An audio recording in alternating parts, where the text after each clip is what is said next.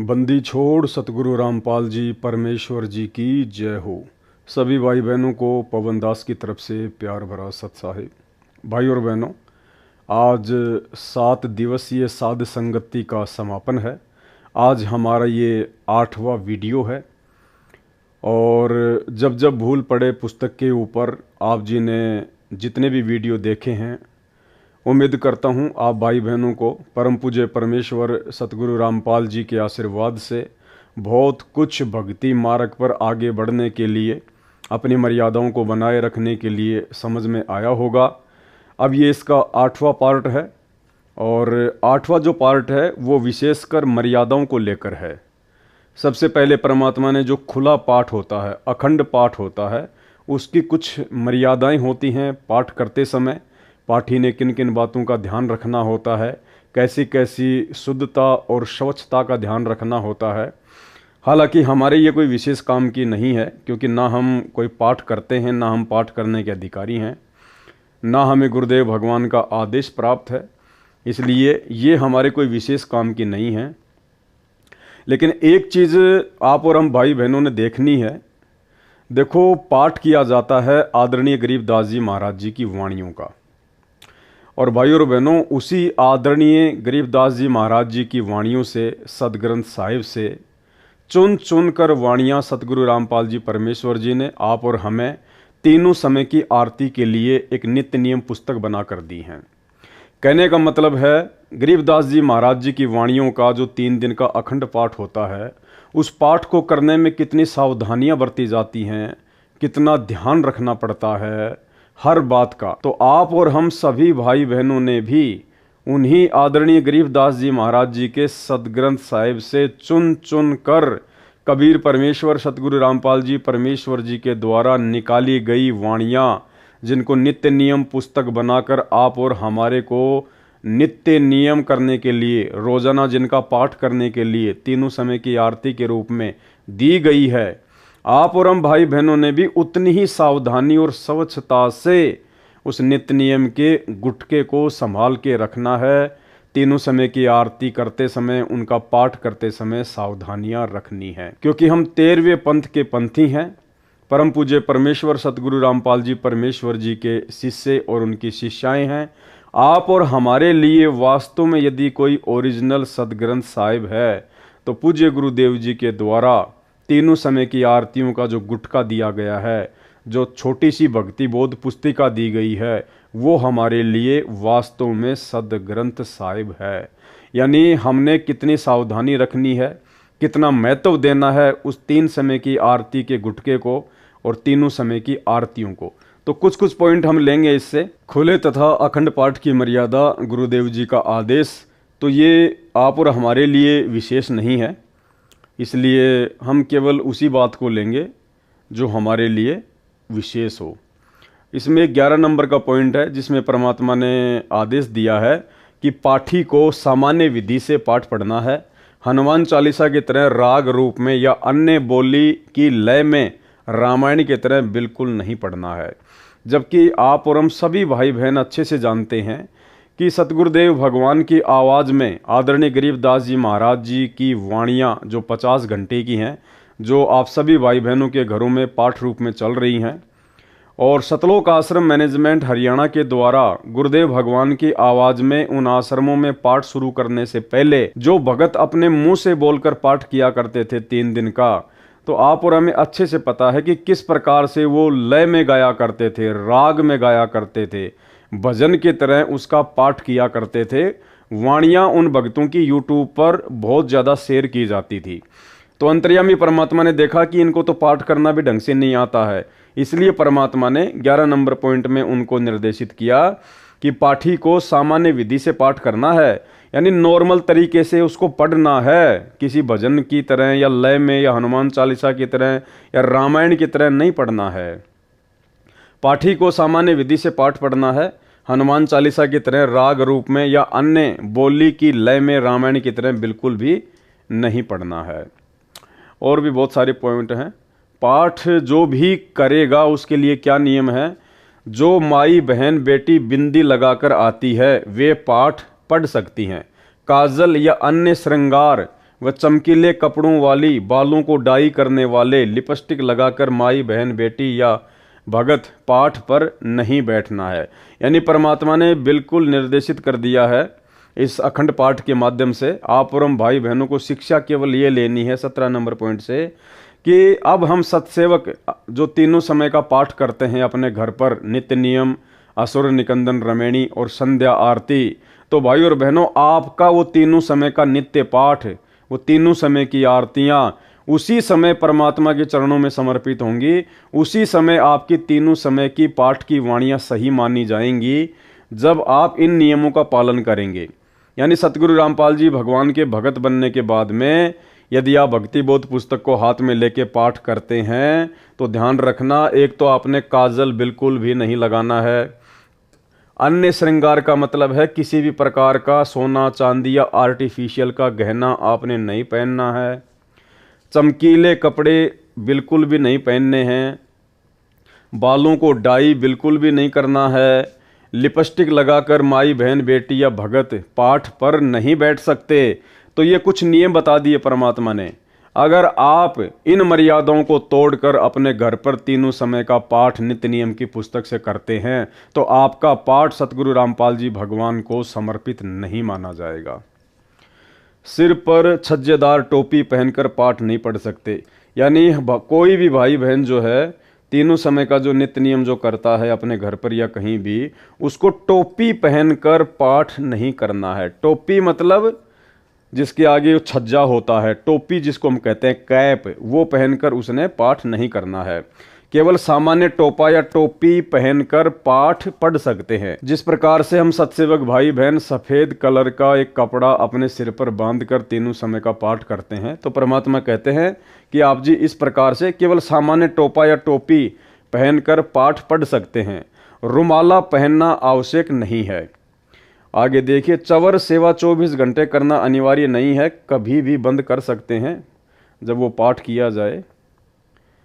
और जो डाई करना नहीं त्याग सकते, जो अपने बालों में डाई करना नहीं त्याग सकते, उनको पाठ पर बैठने व चवर सेवा करने की कोई आज्ञा नहीं है।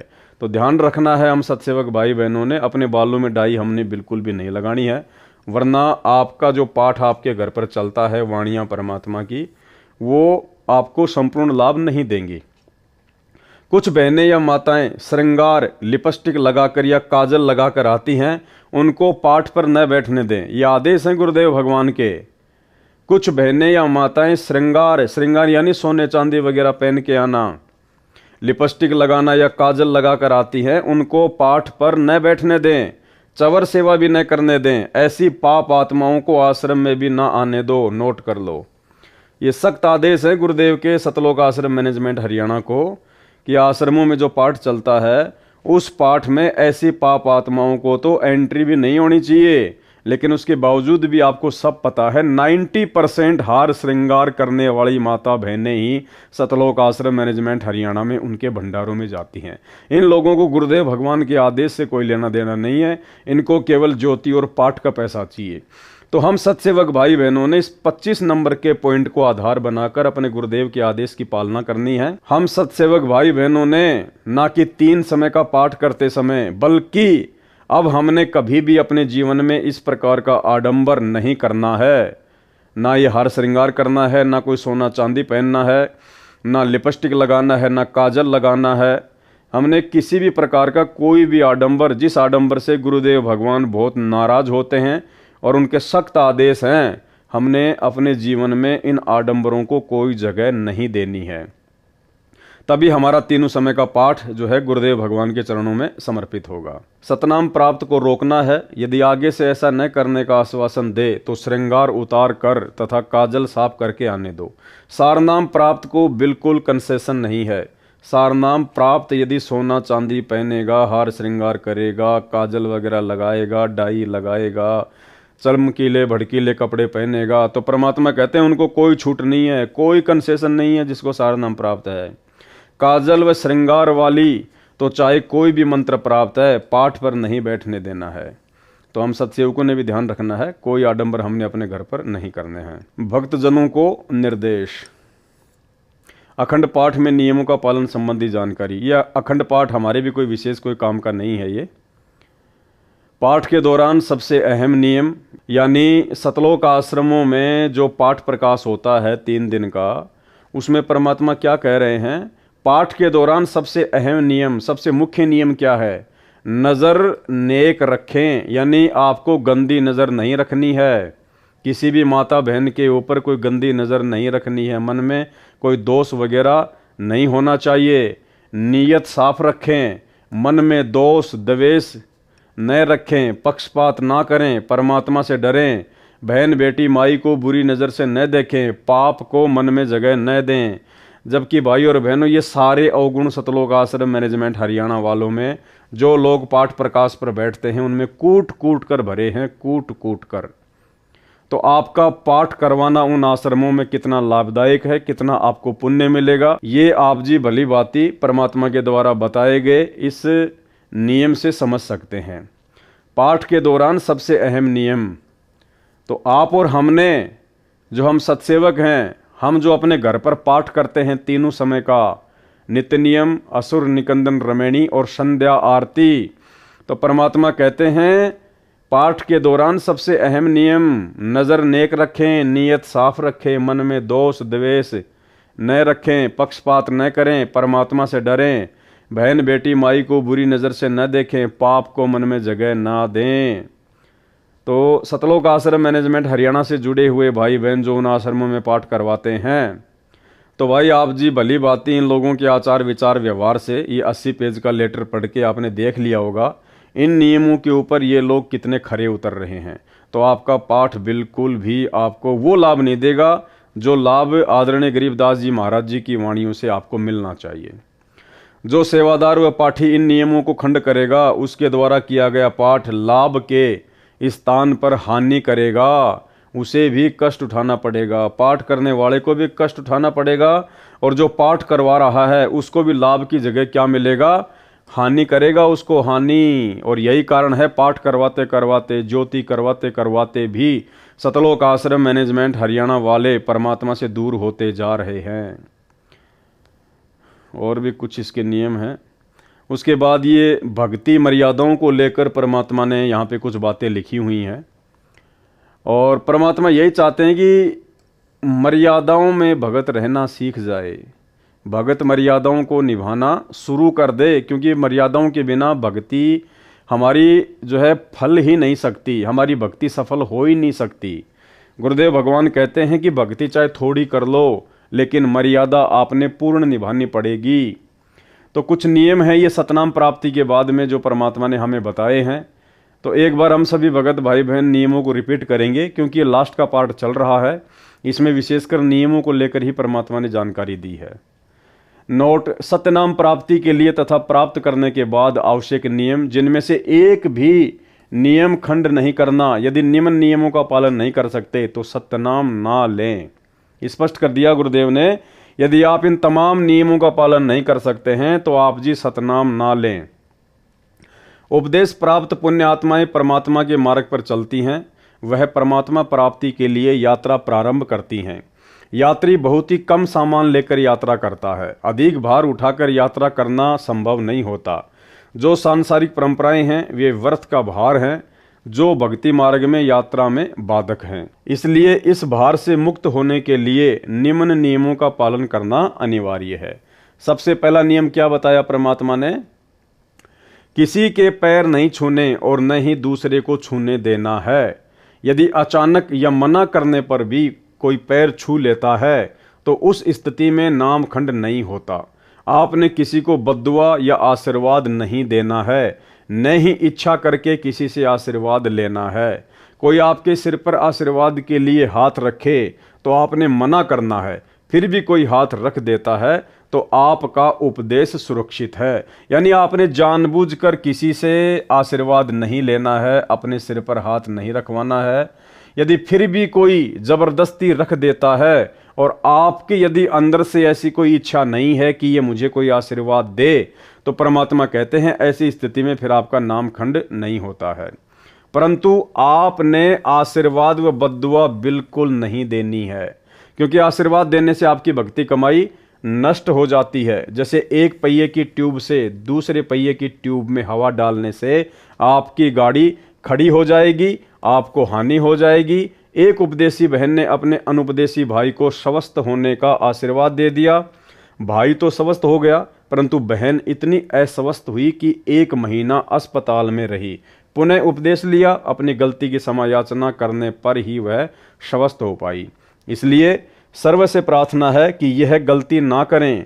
इसी प्रकार अन्य नियमों के खंड करने से आपकी राम नाम की गाड़ी में पंचर हो जाएगा, वह भी रुक जाएगी, अर्थात आप जी को हानि होगी। पूर्व समय में सती प्रथा एक परंपरा थी। जिस किसी का पति मर जाता था तो उसकी स्त्री को भी उसी मृत पति के साथ जिंदा जलाया जाता था, जो एक महाजालिम कर्म था। उस समय के मानव समाज ने उस कुरीति को मजबूरन मानना पड़ता था। किसी महापुरुष ने संघर्ष करके उस सती प्रथा को बंद कराया। समाज के रूढ़िवादी व्यक्तियों ने बहुत विरोध भी किया, परंतु प्रयत्न सफल हुआ, तो आज सर्व बहनें सुखी हैं। इसी प्रकार ये सर्व परंपराएं जानो जो मानव समाज पर भार हैं, इनको समाप्त करने से ही भार मुक्त हो सकेंगे तथा भक्ति मार्ग पर आसानी से चल सकेंगे। दूसरा नियम है, टीवी, कंप्यूटर तथा मोबाइल में फिल्म, सीरियल, मैच, कार्टून देखना तथा मोबाइल में वीडियो गेम आदि नहीं खेलना है। यानी किसी भी प्रकार का कोई गेम, कोई मैच, कोई कार्टून, कोई फिल्म, कोई धारावाहिक, कोई सीरियल हम भगत भाई बहनों ने विशेषकर सतनाम प्राप्त करने के बाद गुरुदेव का विशेष आदेश है कि आपने ये गलती भूलकर भी नहीं करनी है। जो भाई बहन साथ संगति से जुड़ चुके हैं, भले उन्होंने संकल्प नाम दीक्षा ही ली है, उनके लिए तो सारे के सारे नियम लागू हैं। हमने किसी प्रकार की कोई भी कोताही नहीं बरतनी है, भले आपने संकल्प ही लिया है, भले आपको प्रथम नाम ही है, ठीक है। तो परमेश्वर कह रहे हैं कि हमने टीवी, कंप्यूटर तथा मोबाइल में फिल्म, सीरियल, मैच, कार्टून देखना तथा मोबाइल में वीडियो गेम आदि नहीं खेलना है।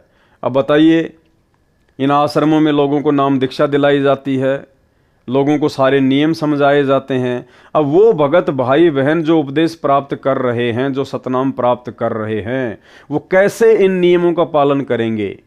जब नाम दीक्षा दिलाने वाले गुरुदेव के कलयुगी परिवार वाले, सतलोक आश्रम मैनेजमेंट हरियाणा वाले, जो स्वयं दुनिया के लिए बैडमिंटन का स्टेडियम बना के दे दिए, धनाना गांव वालों के लिए 50 लाख रुपए की लागत से बैडमिंटन का स्टेडियम बना दिया गया है।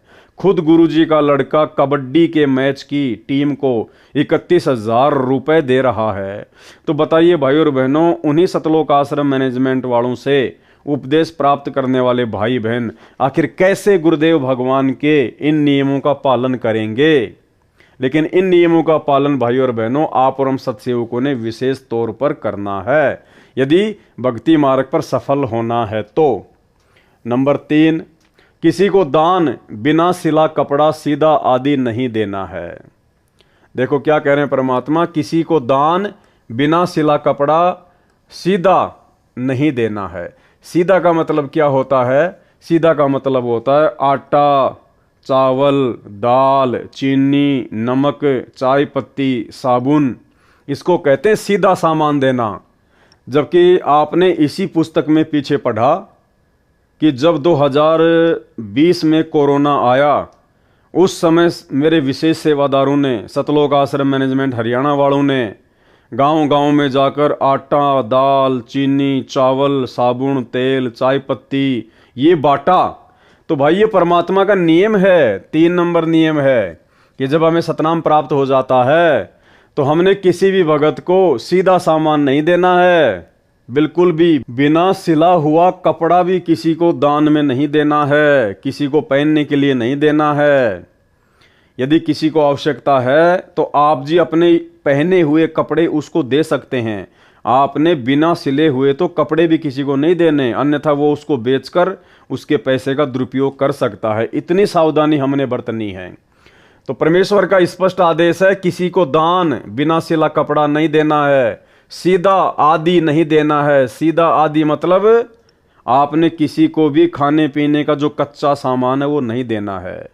भाई फिर वो परमात्मा 2020 में हिसार जेल से आदेश देके कोरोना काल में कैसे अपनी ही मर्यादा तुड़वाकर, अपने ही वचन को तुड़वाकर दुनिया वालों के लिए आटा, दाल, चावल, चीनी, साबुन, तेल ये वितरित करवाएगा।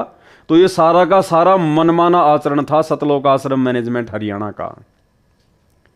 किसी को दान, बिना सिला कपड़ा, सीधा आदि नहीं देना है। नहीं किसी धार्मिक स्थल, मंदिर, मंडी के लिए पैसे देने हैं, न ही उनके किसी भंडारे में जाना है। जैसे धर्मशाला, गली पक्की करने, कुआं तथा तालाब जोहड़ की खुदाई, खेतों के सांझले नाले की खुदाई तथा अन्य इसी प्रकार के सामूहिक सामाजिक कार्यों के लिए पैसा दे सकते हैं। जैसे आप किसी गांव में रहते हैं, आप किसी कॉलोनी में रहते हैं, तो शहरों में तो सारे काम सरकार करती है, नगर निगम करता है। ये विशेषकर गांव में समस्या आती है। जैसे गांव में सभी लोग इकट्ठा होकर आपस में पैसे इकट्ठे करके ट्यूबवेल वगैरह लगवा लेते हैं, जोहड़ की खुदाई करवा लेते हैं, कोई तालाब वगैरह बनवाते हैं, गांव में कोई सड़क वगैरह जो है वो बनवाते हैं। तो परमात्मा कहते हैं अगर कोई सामाजिक काम है, सामाजिक काम का मतलब आप जिस गांव में रहते हैं, आप जिस कॉलोनी में रहते हैं, और यदि वहां पर सभी लोग मिलकर और अपनी सुविधा के लिए यदि इस प्रकार का कोई कार्य करवाते हैं जिनसे हमारी मर्यादा ना टूटती हो, तो ऐसे में हम सहयोग कर सकते हैं। जो भी हमारे हिस्से में पैसा आएगा हम उनको दे सकते हैं।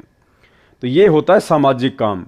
ऐसा नहीं है कि समाज में कहीं और जगह काम हो रहा है, किसी दूसरे गांव में कोई सामाजिक काम हो रहा है और उस गांव के लोग हमारे से चंदा मांगने आ जाएं और उस सामाजिक काम का हम कोई यूज ही नहीं करते, तो हमने उनमें कोई सहयोग नहीं करना। जिस कॉलोनी में, जिस गांव में हम रह रहे हैं और वहां के लोग यदि आपस में मिलकर सांझला कोई काम करते हैं, गांव वाले, जो पूरे गांव के काम आता है, जिसको हम भी यूज करते हैं, कोई नलका, कोई ट्यूबवेल, कोई पशुओं के पानी पिलाने के लिए तालाब वगैरह, जोहड़ वगैरह, और जैसे गांव में कोई ट्यूबवेल लगवाया, उसकी मोटर वगैरह जल गई, सभी लोग आपस में पैसा इकट्ठा करके नई ट्यूबवेल लेके आते हैं। तो ऐसी चीज़ों में हम सहयोग दे सकते हैं, ना कि किसी दूसरे गांव में हो रहे सामाजिक काम में सहयोग करना है, बिल्कुल भी नहीं। नंबर 4, माथे पर तिलक न लगाना है और न ही लगवाना है। भात में पटड़े पर नहीं चढ़ना है, गले में माला नहीं डलवानी है और न ही डालनी है, और न ही किसी की झोली में पैसे डालने या लेने हैं। यदि दोनों पक्ष उपदेशी हैं तो विवाह केवल असुर निकंदन रमैणी करके साधारण विधि से करना है तथा भात परंपरा को समाप्त करना है। कोई त्योहार, जागरण, मुंडन, धार्मिक अनुष्ठान, जन्मदिन, छठी आदि नहीं मनाना है, न ही उसमें जाना व सहयोग करना है। स्पष्ट आदेश है परमात्मा के, ध्यान रखना। कोई भी त्योहार नहीं मनाना, किसी भी प्रकार के जागरण में नहीं जाना, हमने कोई मुंडन वगैरह नहीं करवाना, जैसे कोई मर जाता है या जैसे बच्चे का मुंडन करवाते हैं। धार्मिक अनुष्ठान चाहे किसी भी देवी देवता का किसी भी रिश्तेदारी में क्यों ना हो, आड़ोस पाड़ोस में क्यों ना हो, बिल्कुल भी सहयोग नहीं करना। जन्मदिन चाहे पाड़ोस में क्यों ना हो, बिल्कुल नहीं जाना। चाहे घर में किसी काका, ताऊ, चाचा के बच्चे का जन्मदिन क्यों ना हो, हमने उस दिन स्पेशली उन लोगों के खाना नहीं खाना है, उसकी जन्मदिन पार्टी में नहीं जाना है, बिल्कुल भी।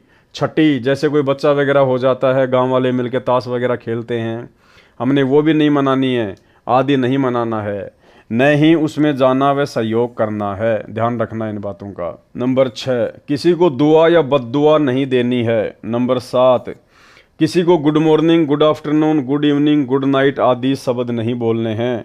यदि कोई बोलता है तो उसे समय अनुसार केवल morning morning, evening evening, afternoon व नाइट नाइट 2-2 बार बोल सकते हैं। यानी हमने किसी भी आदमी को सुबह के समय गुड मॉर्निंग नहीं बोलना है। यदि सामने वाला गुड मॉर्निंग बोलता है तो हमने भी उनको गुड मॉर्निंग नहीं बोलना है। Number 8, happy birthday, happy new year तथा गुड बाय आदि शब्द नहीं बोलने हैं। यदि कोई आपसे बोलता है तो उसे धन्यवाद या थैंक यू बोल दें। क्या बोलो? धन्यवाद या थैंक यू। नंबर 9, सिखों को छोड़कर संत बाबा रूप में दाढ़ी ना हो। इसके ऊपर दास विशेष तौर पर वीडियो बना चुका है। इसमें परमात्मा का स्पष्ट आदेश है कि सिखों को छोड़कर, सिख कौन? जिन लोगों ने संत रामपाल जी से दीक्षा नहीं ले रखी है, उन सिखों को छोड़कर यदि सिख समाज का कोई भी व्यक्ति संत रामपाल जी से उपदेश लेता है तो संत या बाबा रूप में, यानी भगत रूप में या अन्य किसी बाबा रूप में उसने दाढ़ी नहीं रखनी है, ना सिर पर बाल रखने हैं, ना उसने पगड़ी वगड़ी पहननी है। यानी सिख समाज की जो परंपराएं हैं, यदि आप संत रामपाल जी से उपदेश ले रहे हैं तो आपने उन समस्त परंपराओं को, सिख समाज की परंपराओं को त्यागना है। नंबर 10, बहनों ने नेल पॉलिश और लिपस्टिक नहीं लगाना है। नंबर 11, परफ्यूम तथा सेंट आदि नहीं लगाना है, यानी किसी भी प्रकार का हमने ये फालतू के चौंचले वगैरह नहीं करने हैं। अपने आप को बिल्कुल सिंपल तरीके से रखना है। 12, विवाहित बहनें केवल सिंदूर या बिंदी में से एक चीज़ लगा सकती हैं। नंबर 13, किसी अनुपदेशी का जूठा नहीं खाना है। यदि अनजान में खाया है तो समा होता है, भविष्य में ध्यान रखें।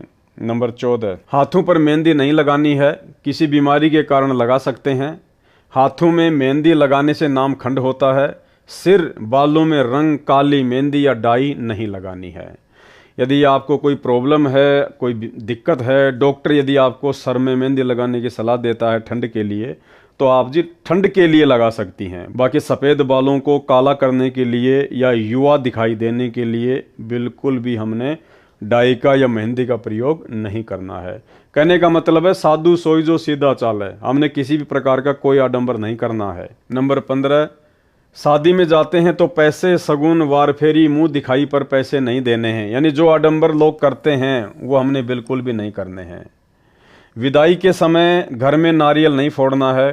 कन्या विदाई के समय गाड़ी पर पानी डालना या सगुन के लिए धक्का लगाना अर्थात सगुन करना मना है।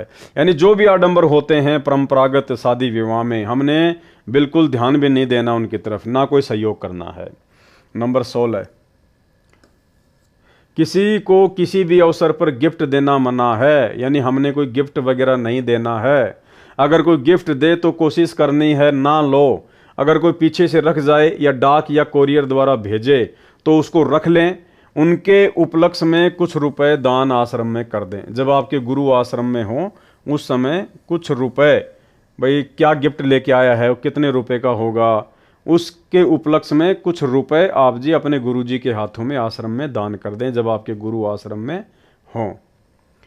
नंबर 17, परिवार में किसी की भी शादी हो तो परिवार के अन्य सदस्यों के लिए कपड़े आदि नहीं देने व नहीं लेने हैं, यानी हमने बिल्कुल भी लेन देन नहीं करना है, ना कपड़े का ना और किसी चीज़ का।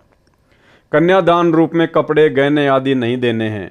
रुपए भी इस उपलक्ष्य में देने हैं कि आपने वहाँ खाना खाया है, और बहन के घर जाते हैं तो इसी उद्देश्य से पैसे दे सकते हैं कि आपने वहाँ खाना खाया है या चाय आदि पी है। ये ध्यान रखें, यदि अधिक दान दे दिया तो आपकी बहन पर आपका ऋण न हो जाए तथा संस्कार ना जुड़ जाए, क्योंकि हम संस्कारवश यहाँ काल जाल में रह जाते हैं।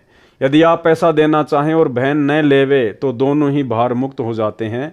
यदि बहन, बुआ जी आदि उपदेशी हैं तो उनको चाहिए कि वह पैसा, रुपया, कपड़ा, आभूषण कदापि ना ले। प्यार से कहे कि आपने कह दिया, हमने मान लिया, ऐसे शिष्टाचार से मना करना है।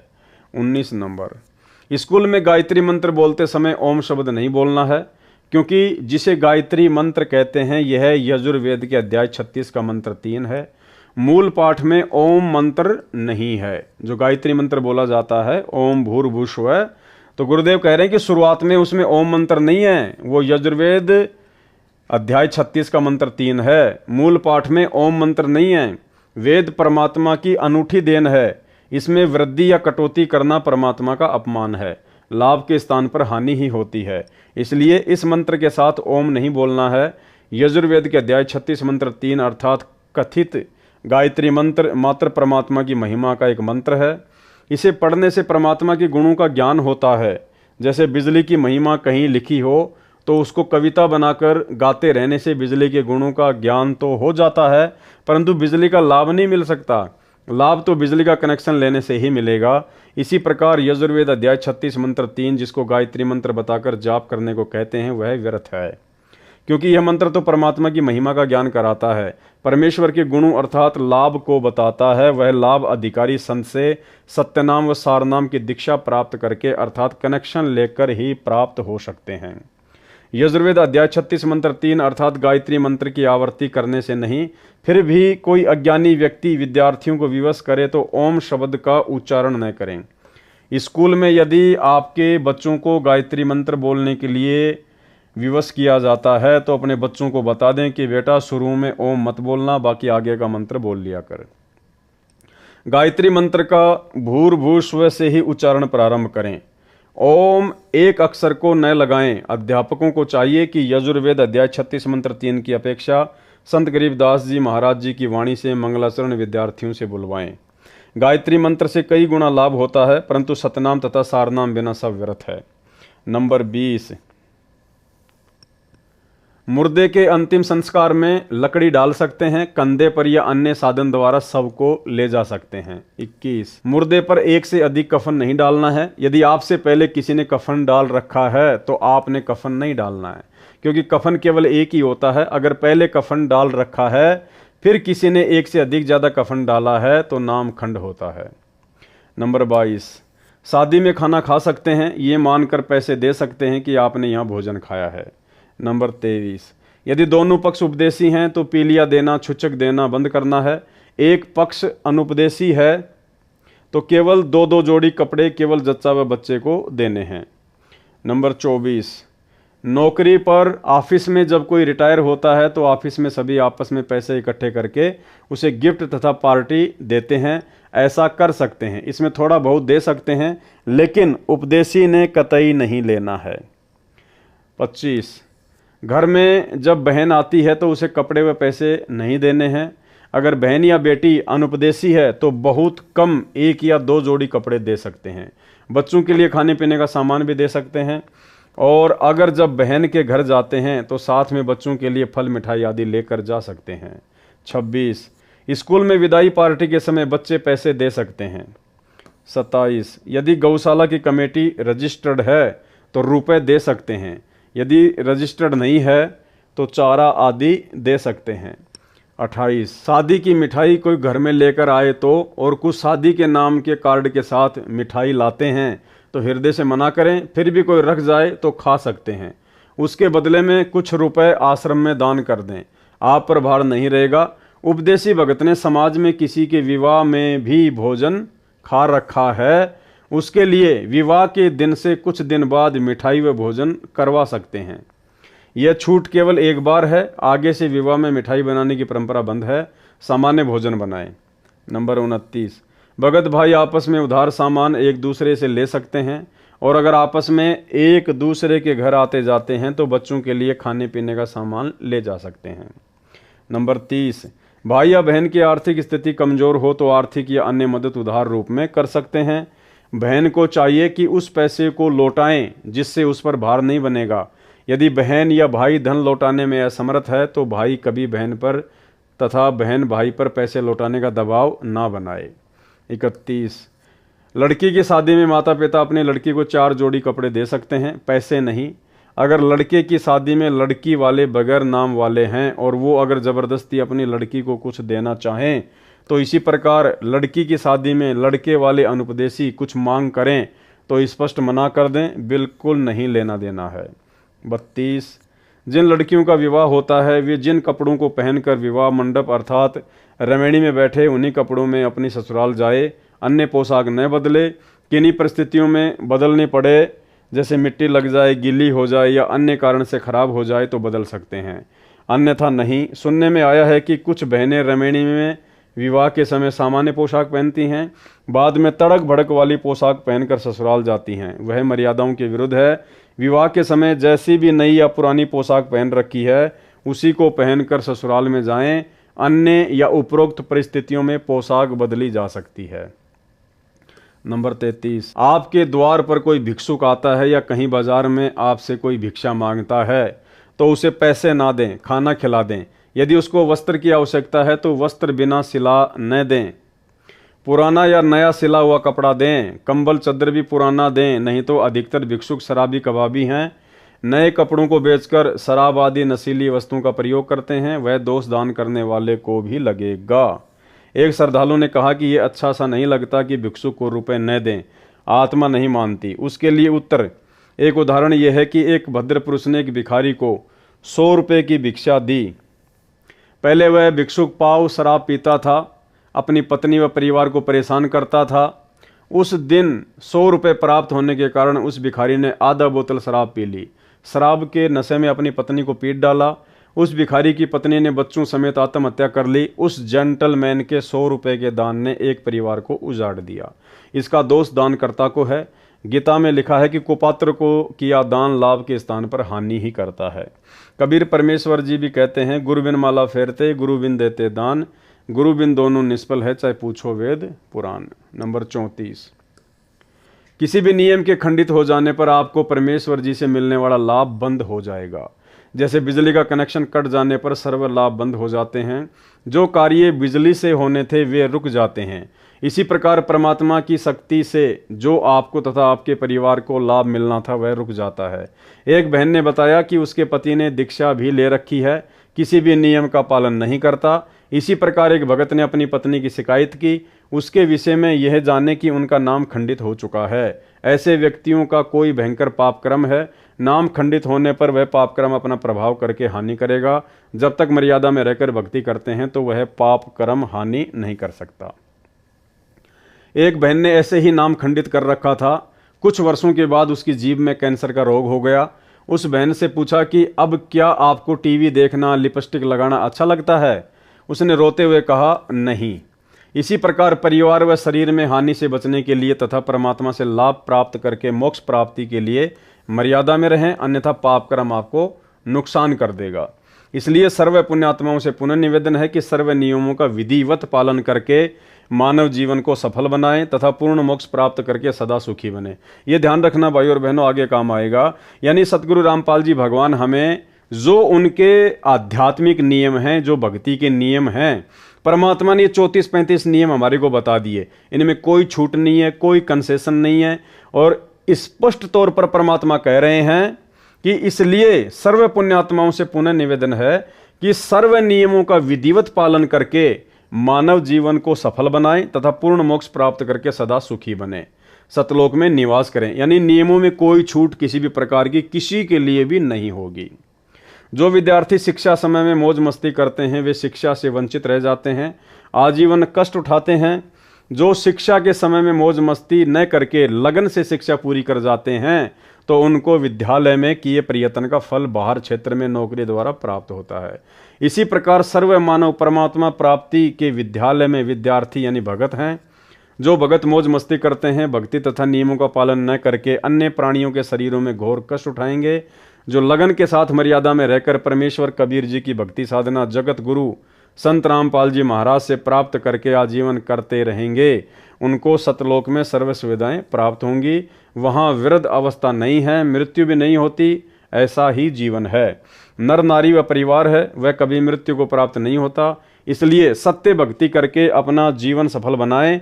जिस सत्य भक्ति से आपको यहाँ भी सर्व आवश्यक सुख सुविधाएं प्राप्त होंगी तथा पूर्ण मोक्ष भी मिलेगा। अब एक चीज ध्यान रखना भाई और बहनों, ये इस पुस्तक के लास्ट में जो ये नियम वगैरह लिखे गए हैं ये सतगुरु रामपाल जी परमेश्वर जी ने नहीं लिखे हैं, क्योंकि पुस्तक सतलोक आश्रम मैनेजमेंट हरियाणा वालों ने छपवाई है और बाद में इन्होंने नियम खुद लिखे हैं। ये सतनाम प्राप्ति के बाद में जो 34 नियम है ये सतलोक आश्रम मैनेजमेंट हरियाणा वालों ने खुद इस पुस्तक में लिखे हैं।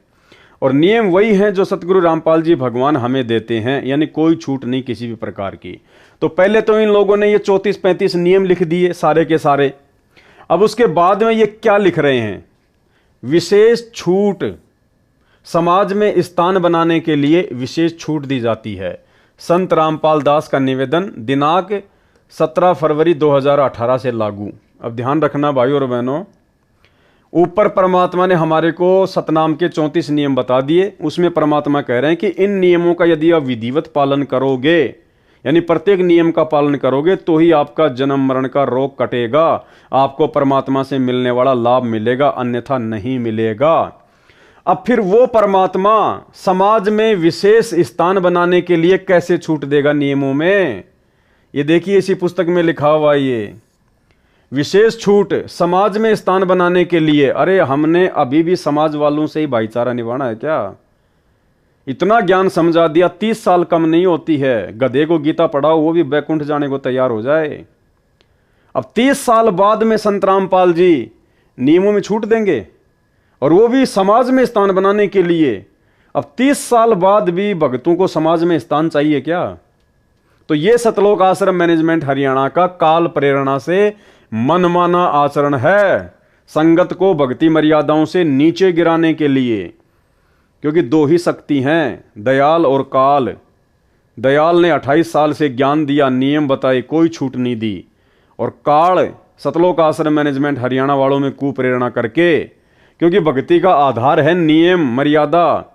अगर आप मर्यादा में नहीं हैं, नियम नहीं निभाओगे, तो आपकी भक्ति लाख जन्म भी सफल नहीं हो सकती, चाहे आप किसी भी संत की शरण में क्यों ना हो। तो ये विशेष छूट कौन देगा? सतगुरु रामपाल जी परमेश्वर जी तो नहीं देंगे। ना कभी हमने उनके 28 वर्षों के सत्संगों में कभी सुना कि बच्चों आपको थोड़ी बहुत मैं छूट दे रहा हूँ नियमों में, आपको समाज में स्थान बनाने के लिए, अपने रिश्तेदारियों में स्थान बनाने के लिए मैं आपको छूट दे रहा हूँ। पहले भक्ति सौदागर पुस्तक चलती थी ज्ञान गंगा से पहले, तो एक सत्संग में परमात्मा ने कहा कि भाई हमने इस भक्ति सौदागर पुस्तक के शुरू में सारे नियम लिख दिए हैं, अगर इस आश्रम की तरफ मुंह करो तो पहले नियम पढ़ के आना, अगर ये नियम निभा सको तो नाम दीक्षा लेना आके, नहीं तो अपने घर बैठे रहना। आप खुद सतगुरु रामपाल जी परमेश्वर जी के मुख कमल से सुन लीजिए, 2010 का ये सत्संग है। कहते नकबे सर नकबा बनी पैर थी हार हमेल, 1-1 लाख के गहने पहरा करती, आज वो सुंदरी से कुतिया बनी देख साहिब के खेल। तो पुण्यात्मा, ये इन बातों से डर लगना चाहिए। इन बातों से डर लगने लगेगा, मालिक में रुचि बनेगी और भजन करने को दिल करेगा। और ये लोग दिखावा जो ड्रामा है, नाचा कूदी, ये बकवाद मन में आवे को नहीं, ये कहने की आवश्यकता नहीं पड़ा। दास ने कैसा मत करियो, हाँ कहना तो पड़ता है एक बार बालक को, कुछ दिनों के बाद फिर आपकी रुचि ना बढ़े। इतना तो इस दास को विश्वास हो गया है कि परमात्मा के बच्चे भगवान को पहचानने लग गए, क्योंकि अब शिक्षित समाज है। आपको नाम दिया जाता है, नाम देने से पहले सब नियमों से परिचित कराया जाता है।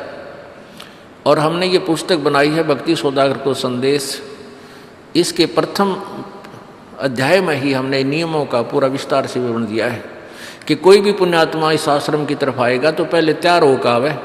पहले क्या होता था कि भक्तजन समझाते थे नाम ले लो तुम्हारा कल्याण हो जाएगा, बड़े सुख होते हैं, यहाँ आ जाते थे उपदेश लेने, और यहाँ आकर के हम फिर उनको लिस्ट दिखाते थे ये नियम निभाने हैं, तो भाग जाते थे कि नहीं हमारा भी ये नियम नहीं निभा, क्योंकि वो उल्टे रंग में रंगे हुए वो सारे। तो अब उनको पहले ये लिख कर दे दिया कि तुम तैयार होकर आ जाना, तुम्हारा मन मान्य तो आना, क्योंकि कल्याण होगा इस मर्यादा में रहने से। तो अब ये दास देख रहा है कि अब कितना डर लगता है बहन बेटी भाइयों को, बच्चों को। अब वो कहीं, क्योंकि समाज हमारा जो है सारा का सारा समाज काल प्रेरित है, उन्हीं क्रियाओं को कर रहा है जो ना करने वाली होती हैं। और हमारा भक्त एक घर में एक व्यक्ति ने नाम ले लिया और 5-6 व्यक्ति वो सारे शास्त्र विरुद्ध साधक हैं, तो उनके साथ संघर्ष बनता है बेचारे का जा करके। फिर भी वो इतना दृढ़ है, डरता है, आकर पूछता है जी मेरे पे ऐसी गलती होगी, मेरा नाम तो खंडनी हो गया, आगे से नहीं करूँगा। तो कहने का भाव ये है कि पहचानने लग गए तुम परमात्मा को और संघर्ष करना सीख गए, आप सफल होगे, देख लेना एक दिन। ये नाखून पालिश लगाते हैं, ओठों पर इसी बूंदी शक्ल बना लेते हैं, लाल वो लगा कर लिपस्टिक, इतना बेहुदी शक्ल बन जाती है। कहते हैं अब ऐसी मर्यादा बन गई, बहन बेटियां कहते हैं कि हम ऑफिस में जाते हैं तो ये लिपस्टिक वगैरह नहीं लगाते, नेल पेंट नहीं लगाते, तो क्या कहते हैं उस दूसरे कि तुम्हारे घर में कोई मर गया क्या? अरे थारा गजब भैया, ये बकवाद करने तो सारे जी जाओगे तुम, अकल खत्म होगी। यानी एक मर्यादा बन गई, जो ऐसे उल्टे काम ना करे उसने हे समझन लागे। निरंजन धन तेरा दरबार जहाँ तनिक नहीं न्याय विचार, सारे उल्टे काम में राजी रहे। लेकिन हमारी बेटियां अब संघर्ष करती हैं कि हाँ उनको ज्ञान हो गया, वो तो बालक हैं, कुछ भी कह सकती हैं। तो अब हम सबको बताते हैं ये ऐसा नहीं करना, क्योंकि पहले हमारा ज्ञान गांव में ज़्यादा चला था। इस दास ने गांव में जाकर प्रचार किया, तो वहाँ तो ये था को ना लिपस्टिक का फंड था, ना कोई नाखून पालिश लाया करती, मेहंदी मुंदी ला लेती, तो यार वो भी मना कर दिया हमने, समझा दिया कि इसका कोई फ़ायदा नहीं है, अपना भक्ति करो। तो वो तो सब एक साधारण सी बात ही छोड़ छाड़ दी। अब शहरों में फैल गया परमात्मा का जो ज्ञान है। अब शहरों से जो बेटियां आती हैं वो सारे तो नाखुना नीचे बुरे हालत सनाए पाओगी। और इधर बिहार में तो और बेगन हो रहा है, कति बुढ़ी बालक सारे लाल ये नाखुना न कति नो कुसूती तरह पेंट करके लाऊंगी नो चमकान दे।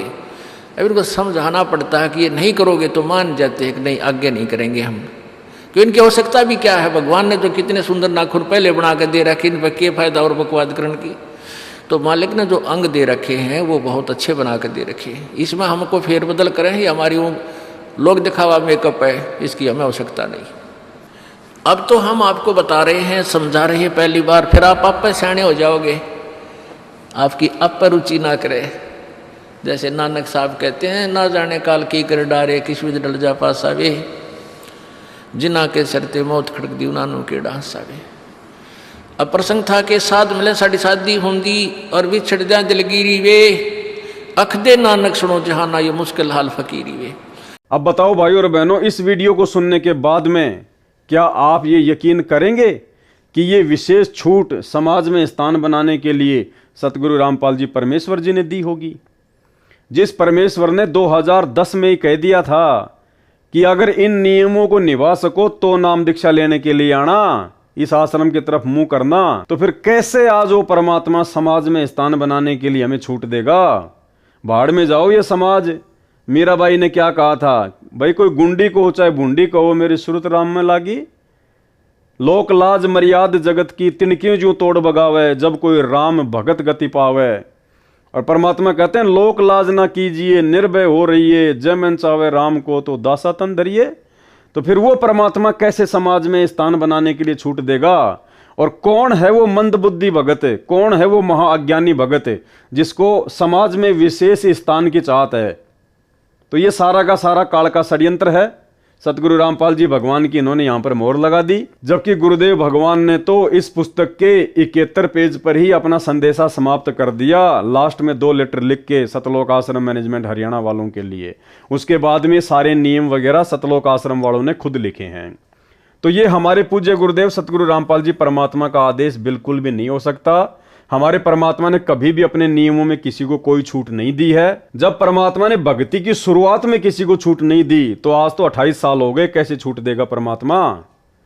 अब क्या छूट दी है भाई और बहनों, देखना यही काल का सबसे बड़ा षड्यंत्र है। इस पुस्तक को पढ़ने के बाद में और ये नियम पढ़ने के बाद में कि विशेष छूट समाज में स्थान बनाने के लिए विशेष छूट दी जाती है, तो इन नियमों को पढ़ने के बाद में क्या क्या छूट दी गई है, वो 34 नियम कौन निभाएगा? प्रथम मंत्र के 11 नियम कौन निभाएगा? कोई नहीं निभा पाएगा, क्योंकि मन को तो जगह चाहिए बकवाद करने के लिए, और ये बकवाद करने के लिए जगह सतलोक आश्रम मैनेजमेंट हरियाणा ने दे दी। कितना बड़ा षड्यंत्र है भगत समाज के साथ। क्या छूट दी है इन लोगों ने काल प्रेरणा से?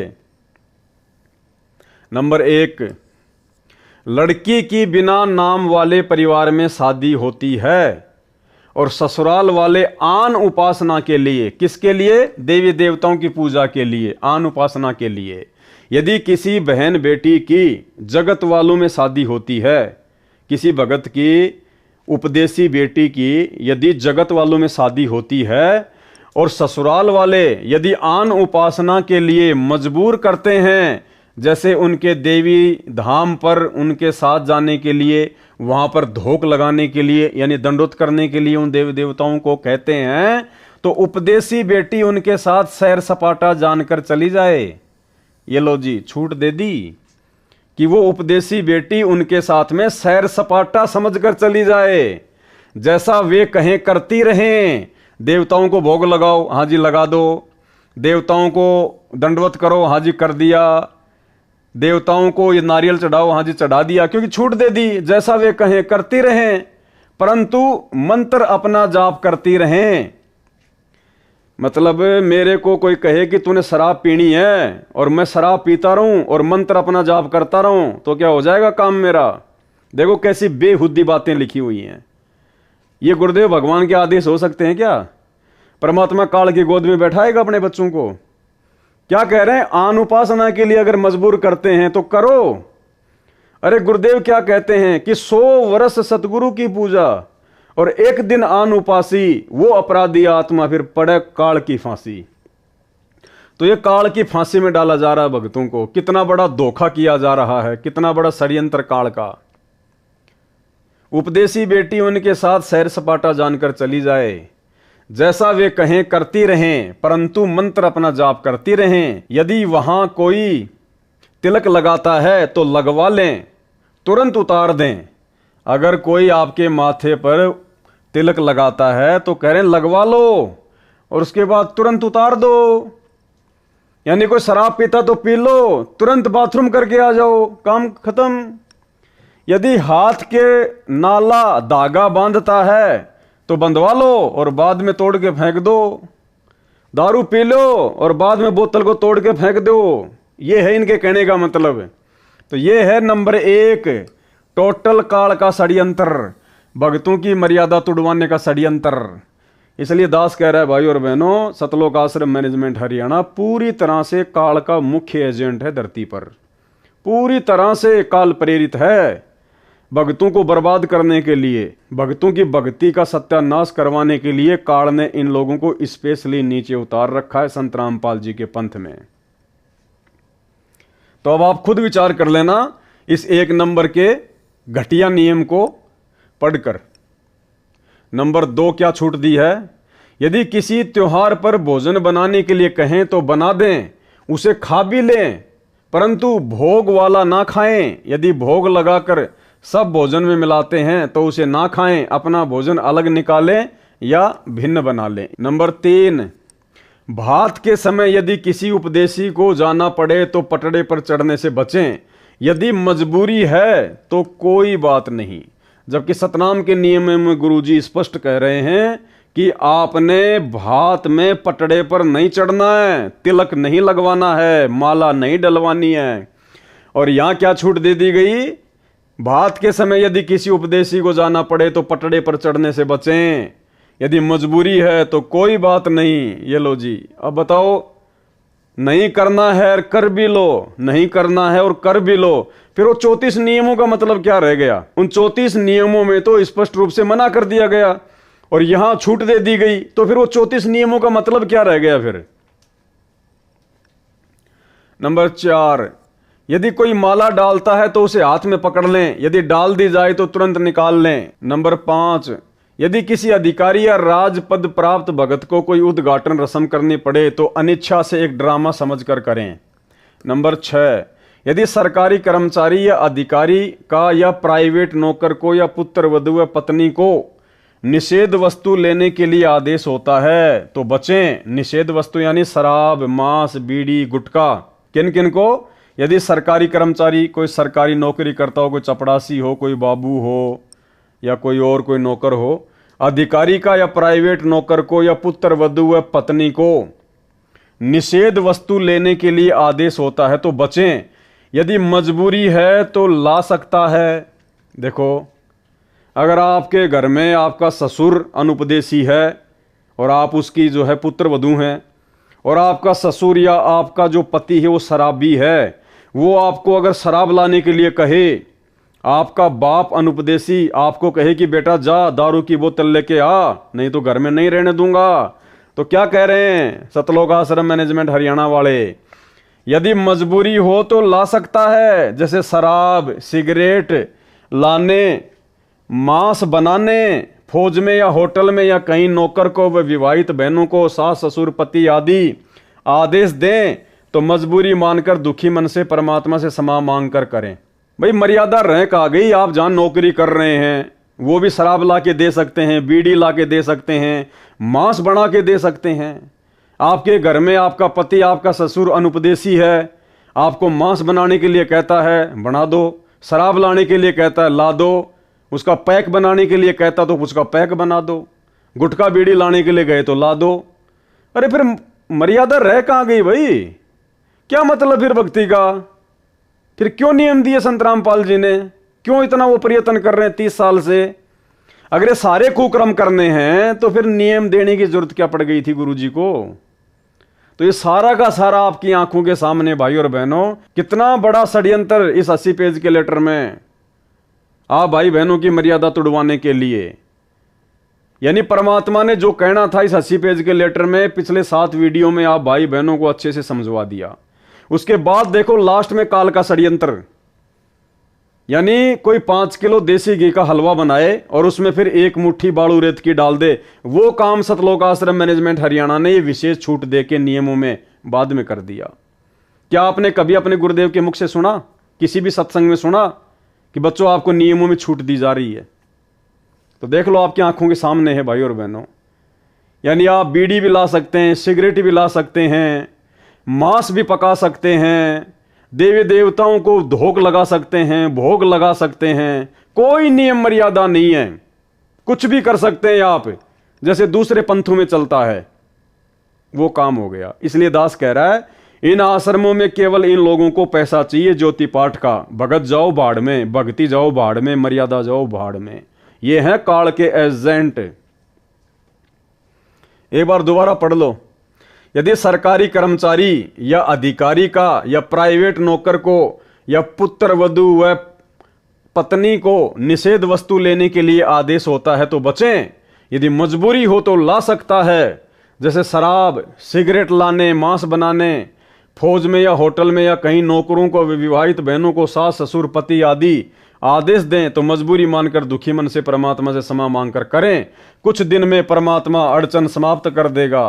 भाई मर्यादा टूटेगी, उसको काल उठा ले जाएगा तो हो गई समस्या समाप्त। फिर पहले उनको मना करें कि मैं ये पाप नहीं कर सकता, फिर भी जोर दें तो कहें कि इसका पाप आपको लगेगा, कहकर कर दें। यानी आपको कोई जबरदस्ती दारू पिलाने का प्रयास करे तो पहले तो मना करो और उसके बाद में लेके गिलास लगा के मुंह के गट गट पी के बोल दो कि तेरे को पाप लगेगा। बताओ ये कोई जायज बात है कोई? अरे फिर संघर्ष क्या है? फिर 28 साल से गुरुजी ने इतना ज्ञान क्यों दिया? फिर जब ये काम करने थे तो मजबूर तो काल करेगा। इसलिए भाई और बहनों, सतलोक आश्रम मैनेजमेंट हरियाणा वालों को, माता बहनों को कोई कहीं दिक्कत नहीं है, क्योंकि सब इन्हीं नियमों पे चलते हैं। इसलिए ना उनका कोई घर में कोई संघर्ष है, ना उनका समाज में कोई संघर्ष है, क्योंकि आश्रम में आते हैं तो वो भगत बन जाती हैं, भगतमती बन जाती हैं। जब अपने गांव वापस जाती हैं, अपने समाज में वापस जाती हैं, रिश्तेदारियों में जाती हैं, तो वहां पे वो जगत वाली की तरह बन जाती हैं। वो जैसा कहते हैं वैसा वो करने लग जाती हैं। तो उनको संघर्ष करने की आवश्यकता नहीं है। ये संघर्ष तो सत्सेवक कर रहे हैं, सत्सेवक। इसलिए दास कहता है कि भाई केवल सत्सेवक ही परमात्मा के हीरे मोती लाल हैं, बाकी सब काल के जीव हैं, काल के जीव। तो बताओ कोई मर्यादा बची नहीं, फिर भक्ति क्यों कर रहे हैं भाई? भक्ति सफल होगी कैसे? अरे डॉक्टर ने आपके कैंसर का ऑपरेशन कर दिया और कैंसर के रोगी को डॉक्टर ने कह दिया भैया तेरे को मीठा बिल्कुल भी नहीं खाना, तेरे लिए जहर समान है, ध्यान रखना इस बात का। और फिर डॉक्टर नीचे लिख दे कि विशेष छूट, अगर कोई तुझे दबाव दे तो तू मीठा खा लेना। तो बताओ वो डॉक्टर है क्या? वो डॉक्टर हो सकता है क्या? वो मरीज का वो हितैषी हो सकता है क्या? जब कैंसर के ऑपरेशन के बाद में उसने नियम दे दिया कि मीठा नहीं खाना भाई, नहीं तो मरेगा। एक तरफ तो ये कह रहा है और नीचे फिर कह रहा है विशेष छूट दे रहा हूं मैं तेरे को, खा लेना मीठा, कोई दिक्कत नहीं है। तो फिर क्या मतलब फिर नियम का? तो ऊपर तो सतगुरु रामपाल जी परमेश्वर जी ने जो नियम बताने थे वो उन्होंने बता दिए अपने फाइनल, और सतलोक आश्रम मैनेजमेंट हरियाणा हमारे को छूट दे रहा है। तो ये हमारा दुश्मन है, ये मैनेजमेंट है, ये काल का एजेंट है, काल प्रेरणा से हो रहा है सारा काम ये। नंबर 7, यदि सैनिक या सिपाही को गोली मारने का आदेश होता है तो मना ना करे, क्योंकि वह दोष आदेश करने वाले को लगता है। उसकी नौकरी यही है, रण में शहीद हुए सैनिक व सिपाही को स्वर्ग प्राप्ति होती है। भैया हम संत रामपाल जी के भगत हैं, हमारे को स्वर्ग नहीं चाहिए, हमारे को सतलोक चाहिए। तो गोली मारने वाला कहाँ जाएगा? स्वर्ग में जाएगा। और दूसरी बात भैया, जब राजा इब्राहिम सुल्तान को ज्ञान हुआ ना तो उसने अपना राज्य त्याग दिया था, राज्य कि मुझे तो भक्ति करनी है, बाढ़ में जाओ, ये इंद्र जैसा राज्य। हाँ भाई 30-40 हज़ार की नौकरी के लिए खाली स्वर्ग में जाओगे क्या? ये आप लोग स्वयं सोच लेना। नंबर 8, विशेष परिस्थिति में बालों में रंग कर सकते हैं। देखो जी, हर प्रकार की छूट दे दी। ऊपर तो गुरुजी कह रहे हैं कि जो डाई करता है उसको तो पाठ पे भी मत बैठने दो। जो बालों में मेहंदी लगाता है उनको तो आश्रम में एंट्री भी मत दो। और यहां क्या कहा जा रहा है, विशेष परिस्थिति में बालों में रंग कर सकते हैं, हर्बल वाला यानी आयुर्वेद वाला। नंबर 9, कई बेटियों बहनों को बिगड़ी परिस्थितियों में कार्यालय में लिपस्टिक लगाने के लिए मजबूर किया जाता है।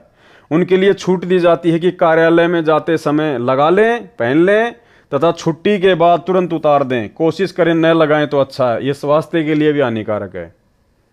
बताओ, लगा भी सकते हैं और नहीं भी लगाना है।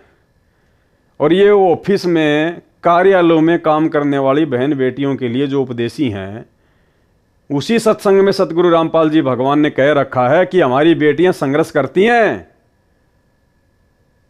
इन लोगों की तरह सतगुरु रामपाल जी भगवान ने छूट नहीं दी अपने सत्संग में उनको कभी कि भाई आप जिस भी ऑफिस या कार्यालय में काम करती हो तो आप जी लिपस्टिक लगा लिया करो और जब शाम को वापस आओ तो उतार दिया करो। नहीं, गुरुजी ने कहा कि हमारी बहन बेटियां संघर्ष करने लग गई। उनको पता नहीं तरह तरह की बातें बोली जाती हैं, लेकिन वो किसी की बात पे ध्यान नहीं देती। गुरुजी ने कभी छूट नहीं दी। ये नाखून पालिश लगाते हैं, ओठों पर इसी बूंदी शक्ल बना लेते हैं, लाल वो लगा कर लिपस्टिक, इतना बेहुदी शक्ल बन जाती है। कहते हैं अब ऐसी मर्यादा बन गई, बहन बेटियां कहते हैं कि हम ऑफिस में जाते हैं तो ये लिपस्टिक वगैरह नहीं लगाते, नेल पेंट नहीं लगाते, तो क्या कहते हैं उस दूसरे कि तुम्हारे घर में कोई मर गया क्या? अरे थारा गजब भैया, ये बकवाद करने तो सारे जी जाओगे तुम, अकल खत्म होगी। यानी एक मर्यादा बन गई, जो ऐसे उल्टे काम ना करे उसने हे समझन लागे। निरंजन धन तेरा दरबार जहां तनिक नहीं न्याय विचार, सारे उल्टे काम में राजी रहे। लेकिन हमारी बेटियां अब संघर्ष करती हैं कि हाँ उनको ज्ञान हो गया, वो तो बालक हैं, कुछ भी कह सकती हैं। तो भाइयों और बहनों, ये छूट कौन दे रहा है? काल प्रेरणा।